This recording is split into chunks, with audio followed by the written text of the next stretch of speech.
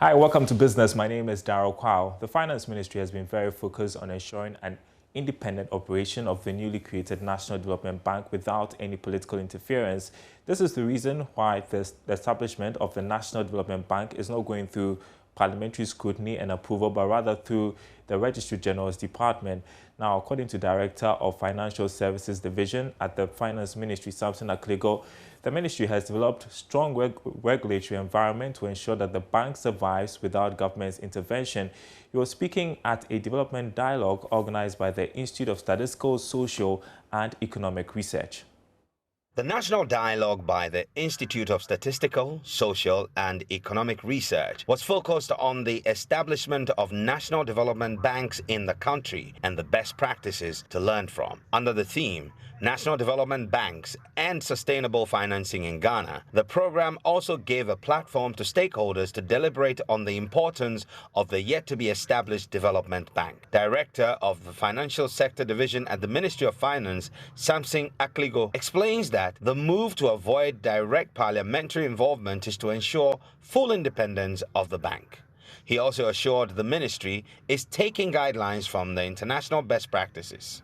For the first time, we did not go to Parliament to really pass an act to set up the development bank. The whole idea is that we don't want direct political appointments, and we don't want a situation where we also have civil servants and public servants on the board.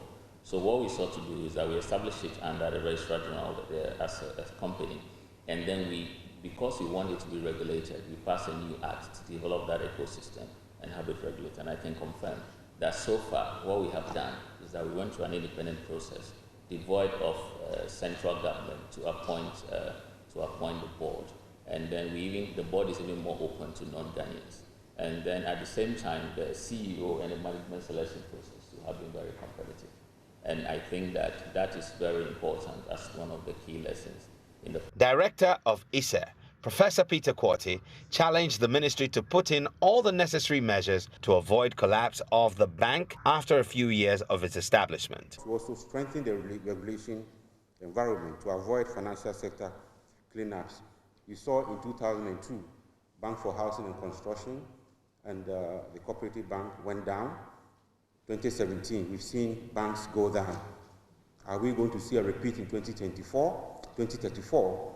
It looks like, I don't know, I want to break that cycle that every 17 or 18 years there will be a bank collapse. I think we ought to break away from some of these challenges so that we create enough confidence in the system. Because when banks go down, it affects livelihood, it affects people's health, employment, and so on and so forth. We want to avoid that. I want to end here. Other speakers on the panel charged government to use the bank to support specific sectors of the economy, like agriculture, to spur growth.